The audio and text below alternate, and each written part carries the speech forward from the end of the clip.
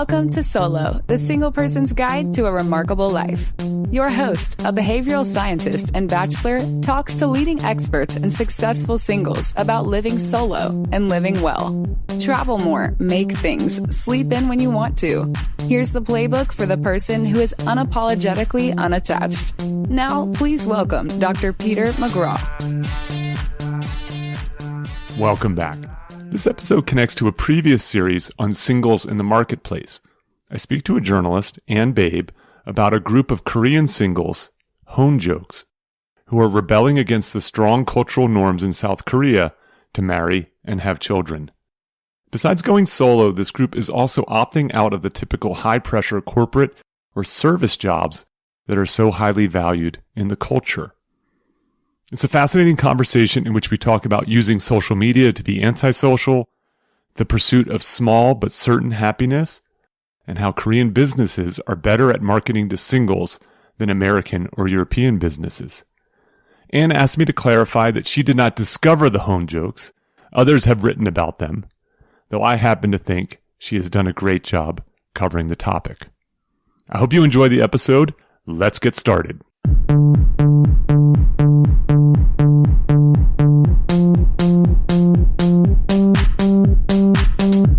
Welcome to Solo, the single person's guide to a remarkable life.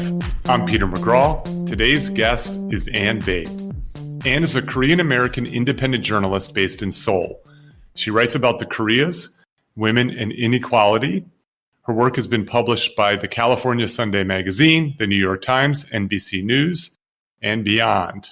And she has been supported by the International Women's Media Foundation and the International Reporting Project. Welcome, Ann. Hi. So thank you for joining us from Seoul, Korea. You are officially the farthest away am I? guest that I've had. So I came across a fascinating article that you wrote. I saw it on Twitter. It was tweeted at me, to me. I don't know how I saw it, but I saw it. And it's called Tune In, Drop Out. Is that right? Yes. And in it, you examine a category of young Koreans, South Koreans, I assume, so South Koreans, who are opting out, as you say. These are individualist loners, and there's a term for this in South Korea, and that's Honjok, spelled Honjok. All right, so this podcast is coming shortly after me doing a series on singles in the marketplace, where I looked at the rise of single living, primarily in the United States, but touched on it abroad. Looked at selling to singles. So what are the opportunities from a business standpoint? You know, businesses tend to be very focused on families because of their buying power and their great needs. And then we looked at the best innovations for singles, and that episode coincided with Singles Day, November 11th, the biggest e-commerce day of the year. And so I was sort of tuned into these demographic and cultural changes that are happening with people living single and living alone. And then in perfect timing came across your article.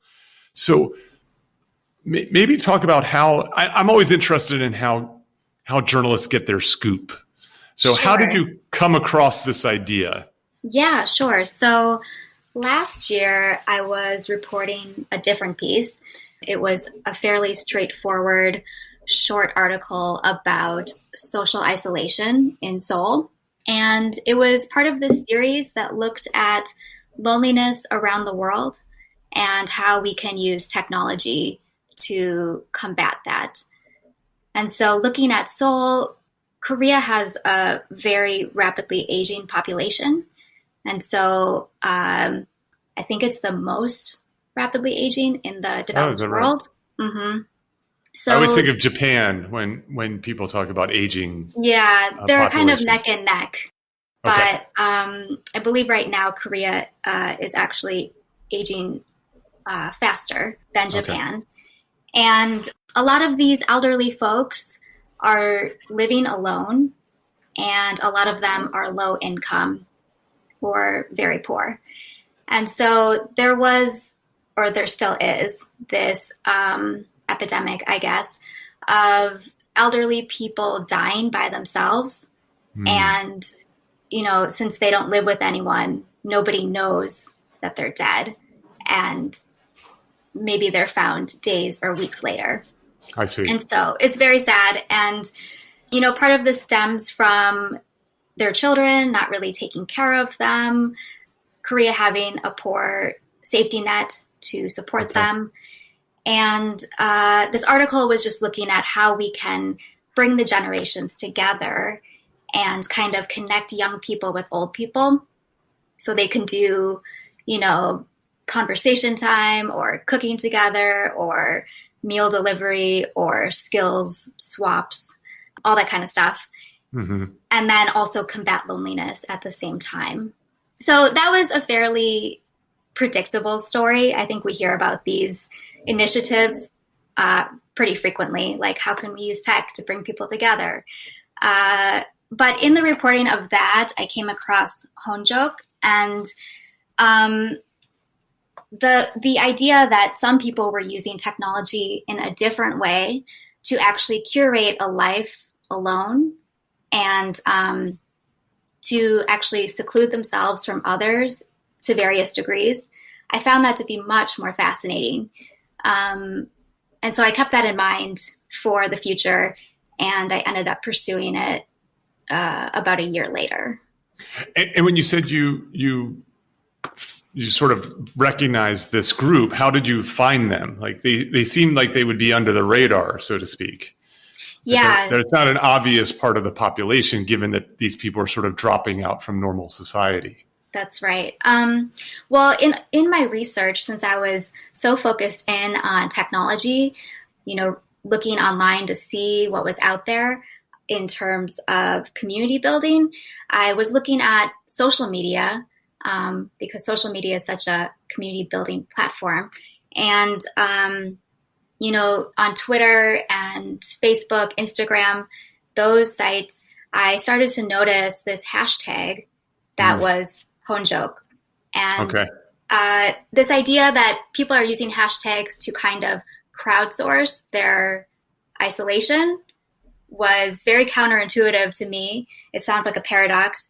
And using social media to be antisocial. And I thought, this is the story that I want to go after. Okay, yeah. So so let's step back and let's talk about these Honjoks, and we can get into a little bit. So I have a Slack channel that I've started for Solo, and I put forth a question to the group about this forthcoming episode, about that I was going to be talking to you about it. And one of the members of the community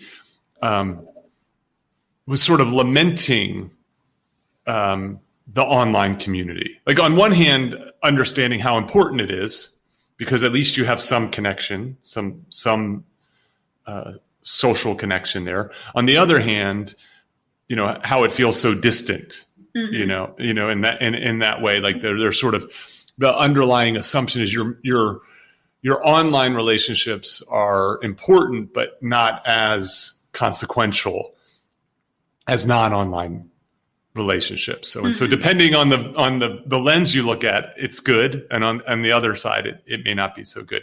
So let's talk about these Honjoks, how they're different and how they don't fit into traditional South Korean society. And maybe if we could, for the listener who's never been to South Korea, doesn't know that much about it, can you talk a little bit about the culture, both sort of on the personal relationship, family side, and then also on the professional side? Because it seems like there's tension with both of those sides of the society. Right, exactly. So those, I'd say, are the two major driving forces for this so-called rebellion against the status quo. So on the family side, family units are very important here. Oftentimes young people, they live with their parents until they're married.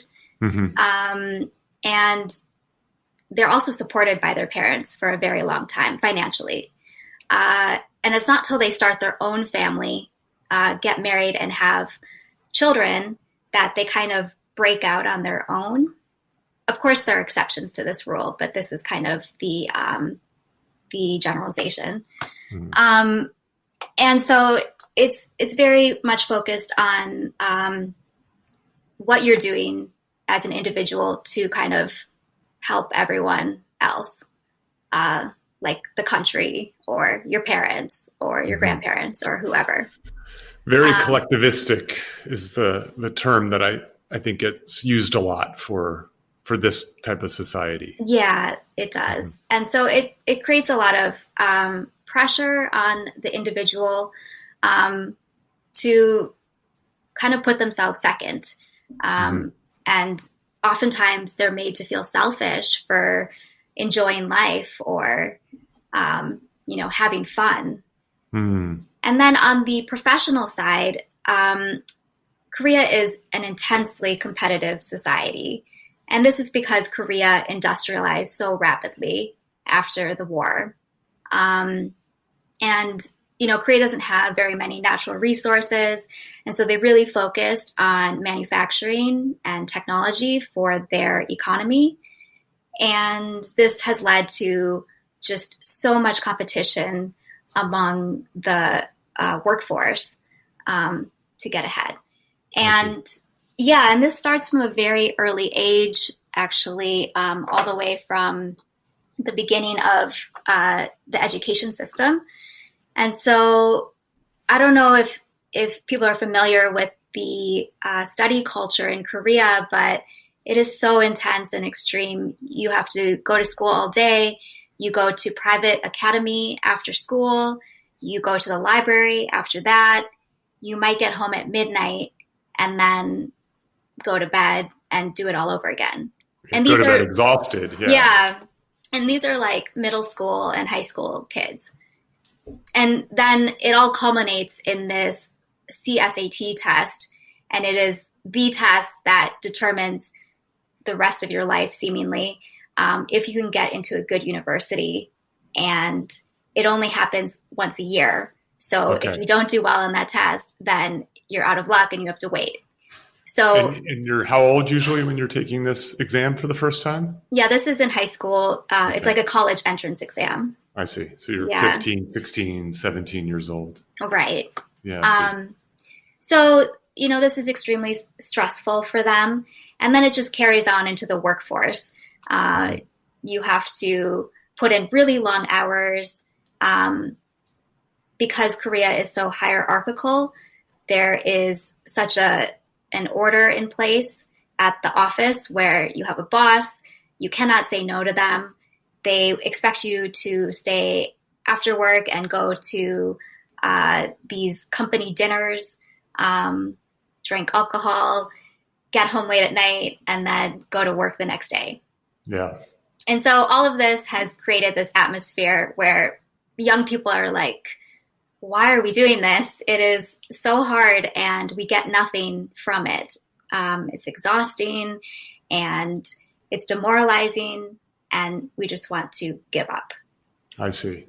This is reminiscent, of some things that are happening in the United States, obviously the intensity of, and also the singularity of the way that you're supposed to walk this path.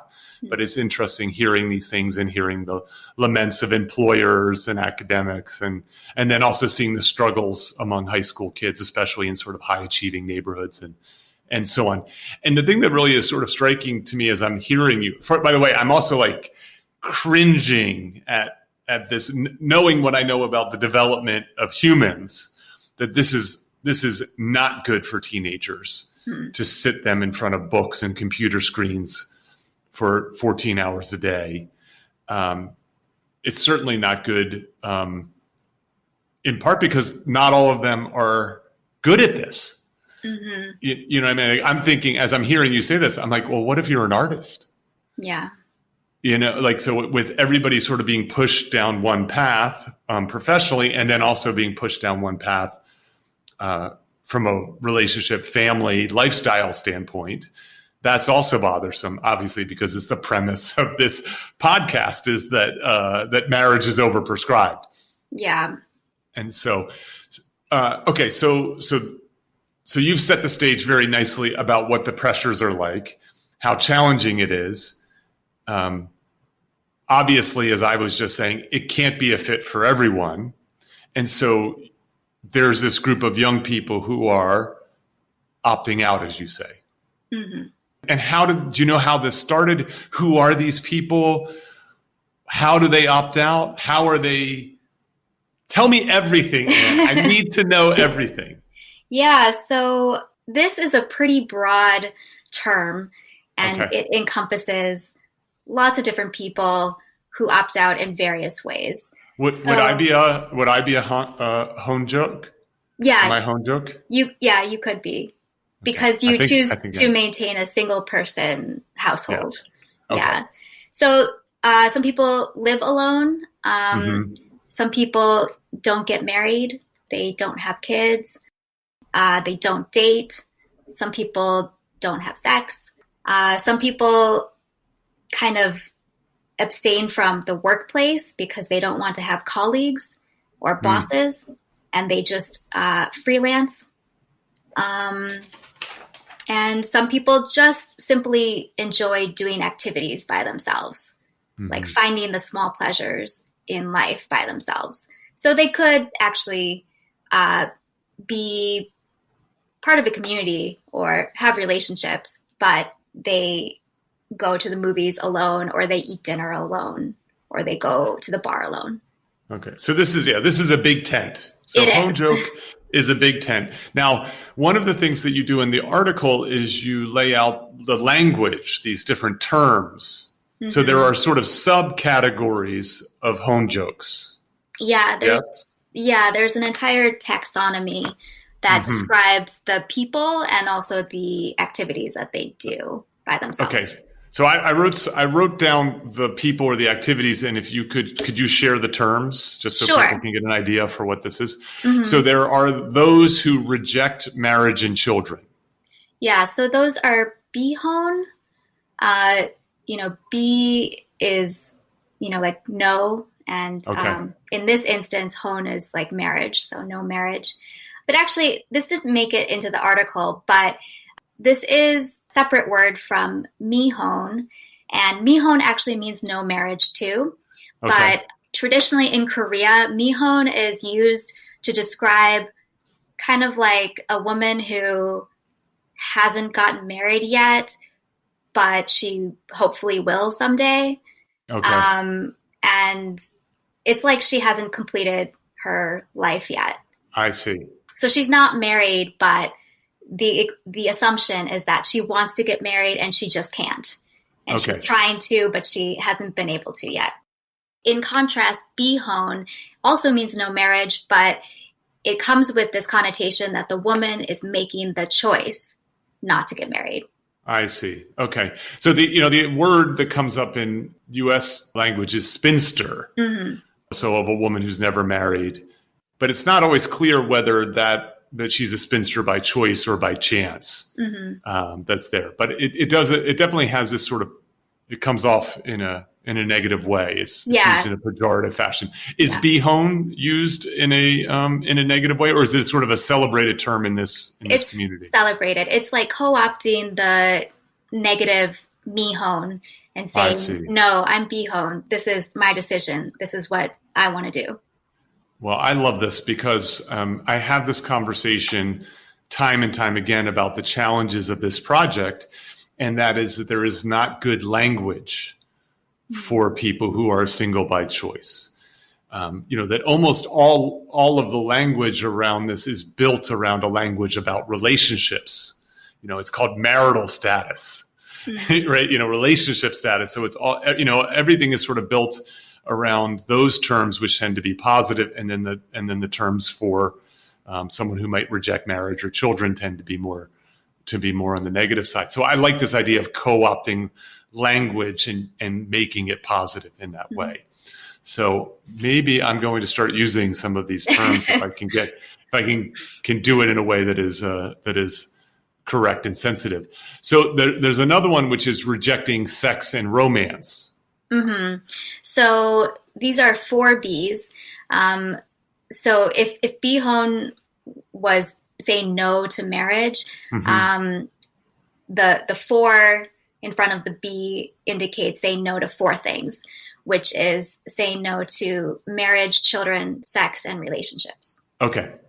And now, are these people necessarily asexual? That is, that they lack the drive, the interest in sex, or is this more of a, I've made a decision to shun this element of my life, or is it some combination thereof?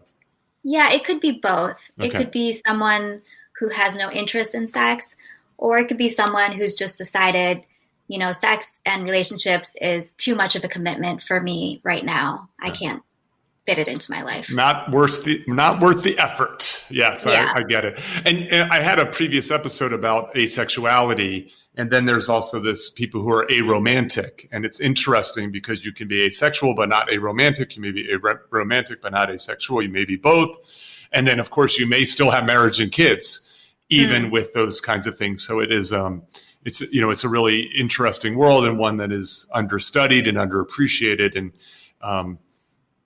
one that really we don't have conversations about. And I think it's very striking. One of the things that has been so fascinating to me is, as I've pursued this project, a recent Pew Center research study in the United States, a survey, found that half of adult singles are not interested in dating.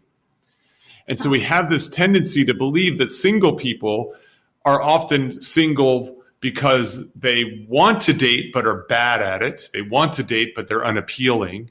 Or they want to date and they never want to stop dating. That is, they never want to settle down. Mm-hmm. And what is emerging, and one of the things I want to try to be more sensitive to and aware of for my listeners, is there's just a large group of people who, for now or forever, going on dates, having sex, having relationships, having romance is just not something that they want.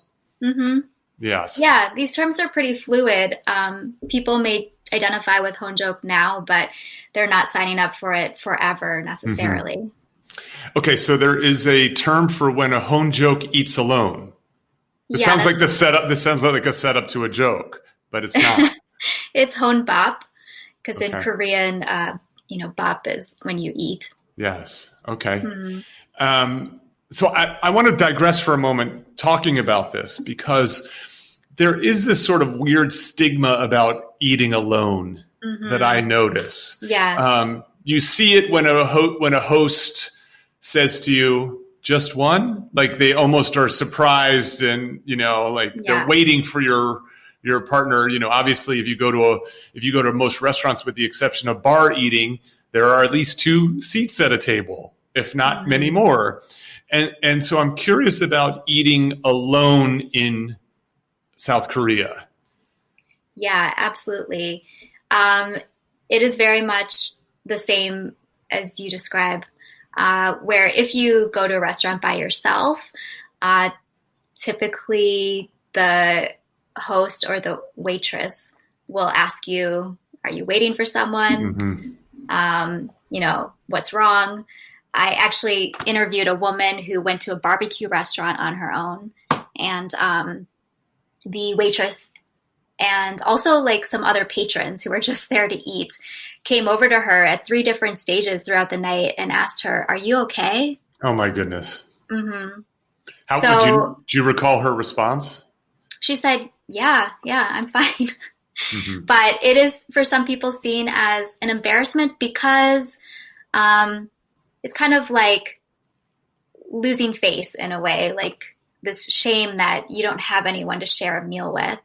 And in Korea, lots of meals, I don't know if you've had a Korean meal, but I'm living in LA. I get to go to Korea. Yeah. I enjoy Korean barbecue quite a lot. Right. So with the barbecue, there's that big grill in the middle of the table, and it's very communal because you're all supposed to grab and share from the same grill. And then there's all those side dishes that you share as well. Mm-hmm. And so lots of restaurants are just not built for a single setting or single serving. And now these people are going to home bop specific restaurants. And these are establishments built especially for them that have maybe partitions between the eaters, and they sit at a little cubicle looking thing, and they can plug in their phone and they can watch TV, and they can get this little mini barbecue set or mini portions. Okay, so this foreshadows a question that I have for you that we'll get back to, which is how is the economy and how is the marketplace adapting to this group? But I want to get through this list because there's other good stuff on here. So the next one is when a Honjok plays alone. Yeah, that's Honol. And playing alone, I don't know if we use this term in English because it sounds like it's for children, kind of. But it just means like partaking in leisure activities alone. I see. So maybe you go for a walk or... Yeah, going to the movies. You go to an arcade. Yeah, I see. Okay. And but there's an actual term for going to the movies alone. There's a specific term. Yeah, it's Honyoung. Honyoung. Okay. I love going to the movies alone. Okay, yeah. I'm surprised more people don't do it. And this came up in a recent episode and I'm speaking directly to my listeners at this moment. Like, I think that if you are kind of solo minded, I can recognize how awkward it might be to think about going to the movies alone. But when you think about it, movies are a great solo activity. You know what I mean? They really are. And no one's expecting you to be talking. Yeah. And you don't necessarily need the conversation afterwards to process it and appreciate it. And you can always talk to someone else who saw the movie elsewhere afterwards. It's nice to be able to do it on your schedule, to make it leisurely, to sit in the seat that you want to sit in, and so on. And so I remember when I started going to the movies alone a lot, which was in graduate school on Friday night. This is a way to decompress after a very hard week of work. And these days, in Korean cinemas, because of COVID, they block out every other seat. I see. So even if you went with your friends or your date, you couldn't sit next to them anyway. I see. Okay, that's interesting. So there is a term also for shopping alone. I swear we're almost done this, but I want to get through these last two. Yeah, it's Honsho. Okay. And so that's interesting. I never thought of shopping as necessarily a group activity to begin with. Now, is that not the case in Korea? Is it typically something that you do with your family, with your partner, with your friends? Yeah, I think so. I mean, there's a difference between running errands, like shopping for your deodorant or something, or like very basic necessities. That's not so exciting to do with other people. But in Korea, shopping is more like, I don't know, getting nice clothes or purses or jewelry or makeup. Like, it's more of an actual activity. I see. Okay. And you bring your friends. And you bring your friends. Or often a girlfriend brings her boyfriend because she wants him to buy everything. For her. Got it. Yeah. Okay. And then the last one is when a Honjok travels alone. Yeah, Honhang.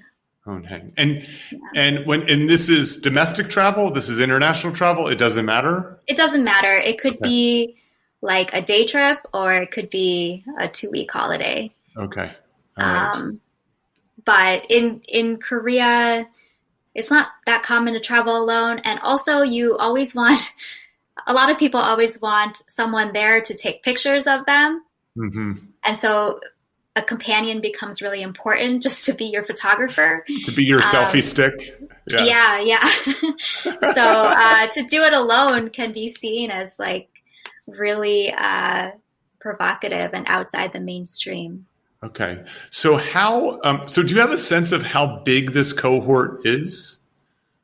It's hard to say because the only real data is on single households, but that does not encompass the entire group. Right. So, we don't really know. Because you could be a Honjok and still live with your parents. Yes, you could. Right. I see. I'm so fascinated by this. I actually find it encouraging. It's not, this is not a matter of me thinking about this as a curiosity. Like, I think that this is a great development. I think this is a good development, knowing what I know about a one size fits all culture and what it does to outsiders and how bad it is for their mental health, for their physical health. How bad it would be if a Honjok decided to go against his or her desires to not have a family and decide to go ahead and have a family in order to fit in. Now I feel bad for their partner. I feel bad for the children that they have. And I certainly feel bad for them because they're not living their best life. So this group is very connected, though. As you were saying, they're connected using media and using technology. And how does that work? Well, as you said, they use social media to be antisocial. Yeah. So, not every establishment in Korea is conducive or optimal for a Honjok. So, you want to find the places where you will feel comfortable being alone. And in order to do that, kind of the best way is to look on social media. So they can use hashtags and just see, like, what is a good bar for drinking alone? And then identify that place. Yeah, I think that this is one of the things that happens a lot, right? So if you're part of a minority, if you're living an unconventional life, and if you're living a life in which that unconventional life is stigmatized, it can make it difficult to meet other like-minded people, other people who have the same set of preferences, because where do you look? Where do you ask? When you look around the office, there's no one like you. When you look around the dinner table, there's no one like you. And so that's in part one of the things that I'm doing with this podcast is trying to bring together people from all over the world who share this perspective, I actually just did my monthly Zoom call, and I had one of my listeners say to me that she thought there was something wrong with her for not wanting to have a relationship. She thought there was something wrong with her for wanting to be single and for liking it and enjoying it. And I just think that's just a terrible way to live. And so one of the beautiful things about technology is it gives you reach. Yeah, that's right. That's where all these online communities have sprung up. And they don't necessarily come together to actually engage that much with each other. Sometimes it's just to know that there are other people like you in the world, so that you don't feel like some weird loser in Korean society. And so there's these platforms. In the article I mentioned, King of Honjok and Honjok.com.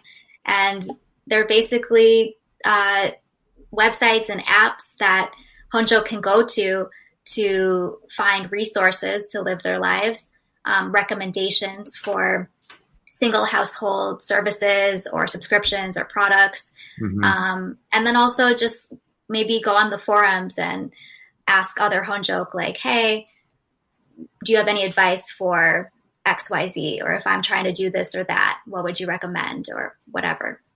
Yeah, I think that's great. So did you spend some time in these forums and these communities as you were doing your research? Yeah, I did. And I also found a news site that exclusively publishes news about single living.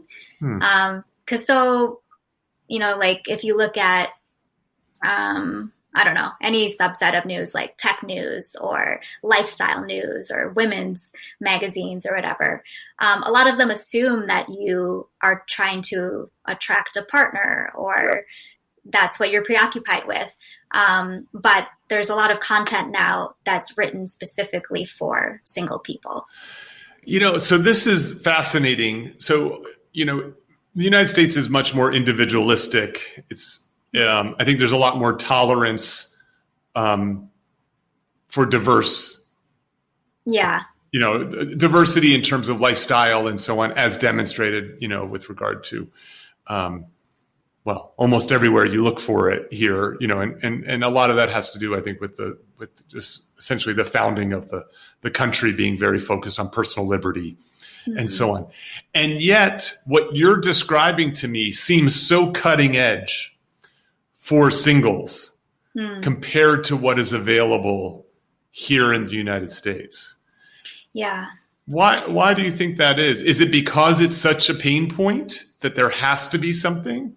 Yeah, I think on the one hand, the economy recognized this big opportunity to cash in on the single market. And Korea is really great at doing that, at capitalizing on these moments. And in Korea, single households have more disposable income than families because of the education system that I mentioned. So if you have kids, you are spending all your money on their school and then their private tutoring and their academies and their extra studies and like all their experiences. And this is why lots of women don't want to have children anymore. And the birth rate is at an all-time low in Korea because it's just like too much of an undertaking. And so many women say, I don't want to do that. My hard-earned money, like I already make less than men do because of wage inequality. So anything I earn, I would rather just focus on myself. So they have more money to spend. And since companies have recognized that, they have built entire shopping like networks, apps, whatever, to cater to single people. Okay, so this would be like, small furniture or small appliances or individual settings of dishware, all these types of things. Yeah, the sort of shrink it model of, which you're starting to see in North America too. But I get the sense it's just much more, first of all, there's a lot more opportunity. There's a lot more focus. I actually, this is coming, as I said, on the heels of a series on singles in the marketplace. And I've been really struck by how American businesses and European businesses are missing out on opportunities. And so I've already written a little note for my teaser here that says Korea is better at marketing to singles than here. So what else is there? So there's the sort of shrinking, the individualizing. What are some other things that you were struck by as you were looking at the marketplace, the business reaction to this? It must be a sizable enough group in order to move the marketplace. Yeah, definitely. And I think, in the US, there are a lot of singles, but they're not totally alienated from, I guess, mainstream consumerism. Some of them have no problem with being in the workplace, but the main character of my article just felt like she was constantly beaten down by her superiors, and they would shame her all the time for, being 1 minute late or doing one tiny thing wrong for the smallest mistakes. And she didn't feel like she could ever live up to their expectations. And so she thought, why should I even try anymore? So she decided to become a NEET person, and NEET is NEET, which is not in education, employment, or training. I see. Let's talk about her. What is her name? So her name is Heyman. Okay. Yeah, let's talk about Heyman. I thought she's an interesting character. So how did you meet Heyman, and how does Heyman live her life as a... Yeah, so I met her because on Instagram, she has quite a popular account, and she has 40,000 subscribers or followers, and she creates these webtoons, these cartoons that portray the Honjok life. I followed her on, so we have an Instagram account for Solo called Unapologetically Unattached. And so I followed her after I read your article. So great. I'm looking forward to seeing what she produces. So she has this great kind of cartoon series that features a protagonist, which is basically her. And it's this single woman who's just trying to make her own way in life. And she started this cartoon kind of out of a place of desperation, where she felt like she was weird and different, and not accepted by society. And her parents always told her, like, oh, I think you're the only one who feels the way you do. You should just get over it, move on. Mm-hmm. And she always thought, I don't know, like, I think I'm not asking for anything wrong or outrageous. And I don't think I'm the only one who feels the way I do. Mm-hmm. I don't think I'm so abnormal and strange. And so she started to channel her energy into this cartoon series, and she finally posted it, and she got a really strong public reaction, and it resonated with a lot of people. So it really validated her experience to her. Yes. She's an artist. Yeah. Yeah. She's exactly. An artist. Yeah. This is not a world that is as welcoming to artists, and we need artists. Yeah. You can't have everybody being scientists and business people. Right. And in Korea, like, artists are not valued as much. Everyone aspires to get the Samsung job, the civil servant job, and she never wanted that, and nobody understood why. So, yeah, she just found her own way. Yeah, I think that's great. I mean, I think that is a theme of this. I can't help myself, but it's a theme of this project, which is that when you embrace single living, it can provide you options. You can use the freedom, right? So now you don't need to make as much money because you're not going to be supporting a family. Mm-hmm. And because you have lower expenses, you can live in different places. You can travel more. You can become an artist rather than a business person and so on. So I find this really uplifting. I like giving people choice. I like giving people the liberty to live the life that makes them most happy. And obviously being a civil servant or working at Samsung, like artists are late. They don't show up on time. Yeah. You know what I mean? And so, you have the license to show up a little bit late without it affecting your livelihood.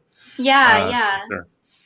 Are there any other sort of striking reactions either from the culture, from the marketplace, from the businesses, or even from this group themselves that stood out to you as you were writing this article? Well, I do want to mention that there is a gender aspect to this. Yes, please. Because, women, Korea is a deeply patriarchal society. It's very misogynistic, and women are placed under these impossible expectations. And the pressures that they face are, to be mothers, to be wives. And that's kind of like their value in society, according to Korea. Okay. So their personal beings are really reduced to, baby makers. Right. And a lot of women in this era want to focus on their careers, or they want to do what makes them happy. So I think Honjok resonates especially with women. Okay. Yeah, no, I certainly can see that. I'm not surprised at all, just from my familiarity with the patriarchy in the United States, how freeing that can be to deviate from that sort of traditional, conventional, be a wife, be a mom, especially because educational opportunities, I assume, abound now that are there. The counterpoint to this, and I'm curious if you've seen this with the males, is, as I like to say, the patriarchy also oppresses men. So, there's a reason that, in the United States, middle-aged men are most likely to commit suicide. The idea, the pressure to be the breadwinner, the pressure to be the provider puts men in situations where they make choices about how they live their lives, the jobs they do, the hours they work, the risks they put themselves in order to do that. And so I'm wondering, is there a flip side to that, where there are sort of men who are stepping away just because they don't want to work for Samsung? They don't want to do those sort of jobs that are the sort of company men kind of jobs that we know sort of traditionally, at least I'm aware of from like Japanese culture. Yeah, there is that. And then there's also the fact that in Korean courtship, culture, men are expected to pay for everything. Mm-hmm. And a lot of young men, they just simply don't have the money to do that. The unemployment rate among youth in Korea, or young people in Korea, is incredibly high. Okay. And there's actually something called the Sampo generation. Sam is 3 and Po is like giving up. So it's like giving up 3 things generation. And these 3 things are courtship, marriage, and children. Okay. And this, it's across genders, but a lot of men are in this generation because of the courtship part and the financial part, where they just can't afford to have a girlfriend, and the expenses of like saving up for marriage and a house and kids' educations, it's too much. Yeah, this is relevant. I think I may call this this episode "Meet the Honjoks" as the title of it, and I have a previous episode called "Meet the Love Jones Cohort," and so a sociologist and demographer talks about how single living in the Black community in the United States is this sort of counterintuitive path to the middle class. And, and the idea is you give up children, you might avoid someone else who is in debt, and you decide to live on your own, and that can actually be freeing in a sense. And sounds like you're describing a very similar path. Yeah. In Korea, where you give up these expensive things, and you live a simpler life, an unconventional life, but in that way you can at least afford to live. Exactly. There's also another word in Korean that's sohwakheng, and that means like small but certain happiness. So it's kind of like, instead of saving up for a future that you may never get to, and just like killing yourself to put all your money into savings to get that house and support those kids and be married, instead you kind of like spend it now in small ways that will bring you happiness. Oh, that's fascinating. Yeah, we in the world of behavioral economics, we talk about smoothing your consumption. That there's a tendency in general for people to spend a lot when they make a lot of money, which tends to be in the middle of their life. And then they're poor when they're young, and they're poor when they're old because they don't have income at those times. Right. And the idea essentially is you bring down the peak. You never have the big house and the fancy car, but when you're younger, you sort of spend money that you'll have in the future. When you're in the middle age, you save more to have money as you're older, and so you have this sort of flatter consumption curve, as you call it, a smaller but certain happiness across the lifespan, rather than in some middle part of life. Yeah, exactly. Arrived. They recognize that that's healthier for them. And, Korea has very high depression and suicide rates. And so, it makes sense to have this small but certain and reliable happiness at regular intervals. Yeah, this is great. And I'm so happy that we talked. Thank you for taking my call. Thank you. The last thing that I want to talk about before I turn it over to you for anything that you think would be interesting is there are it's so fascinating how, this group has emerged. I'm not surprised why they've emerged, but that they're emerging. They seem resilient. They're forcing the economy and the country to adapt to them in some way. There's a language associated with it, a positive language that's associated with this movement. There is even something that I think a lot of people will find amusing, but I like in some way, and that's these solo marriage ceremonies. Oh, yeah. Right? What's the story with these things? So in Korea, when you get married, the wedding gift is always cash. Okay. So instead of doing a wedding gift registry where you register for like homewares, like we do in the US, they always get cash gifts. And so for women who wanted to still get that, but they didn't want to commit to a lifelong partner. They thought, hey, why am I being denied these cash gifts? I've had to give them to all my friends when they got married. And now just because I choose to be single and I choose to commit to myself, I'm not getting the same benefits. So they decided to throw their own wedding ceremonies for them. And do they get cash?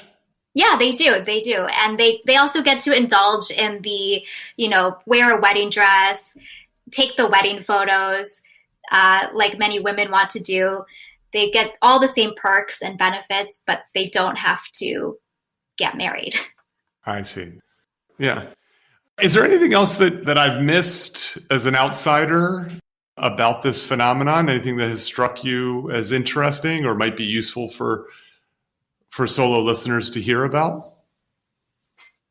Yeah, I think as much as these people have sort of taken matters into their own hands to empower themselves, there are some of them who maybe are in a position of alienation, and they are almost forced to do this.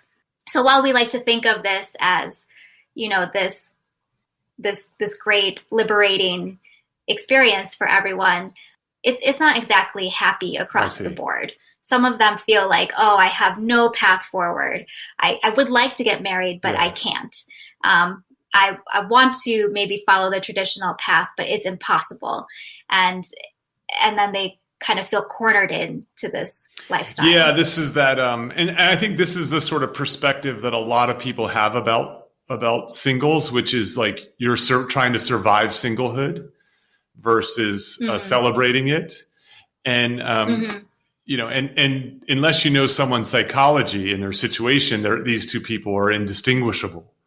The person who wants the conventional but can't have it versus the person who's spurring the conventional and finding a way to be not only comfortable about it, but being celebratory, unapologetic in my term about it.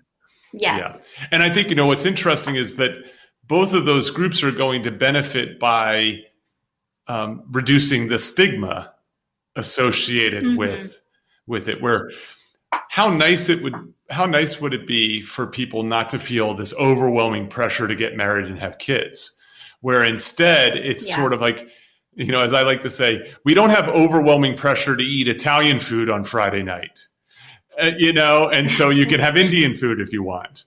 And so, but if you want Italian food, great, you should have it, And so the idea that if you decide to have a marriage and to have children, people will congratulate you for it, but they're not congratulating you because they're happy that you avoided this other bad outcome, which was not being able to do it.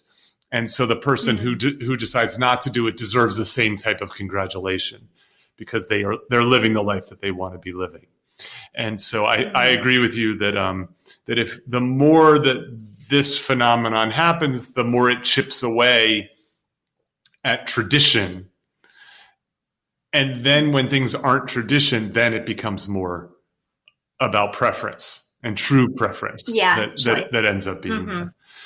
Well, this is super cool. I have traveled extensively in Asia and I have never been to Korea. And I am now even more eager to go to hang out with my Honjok brothers and sisters, even though they don't want to hang out with me. And this was great. I really enjoyed your article. I will put it in the exhibits. I also put your previous article on social isolation in those exhibits for people to read. And I just want to say, I know you're starting your day at the same time that I'm ending my day. And I want to say thank you very much for your time. I really appreciate you doing this. My pleasure. Cheers. Thank you for listening to Solo, the single person's guide to a remarkable life. For more about our guests and show notes, go to petermcgraw.com. Please subscribe and share with your single friends.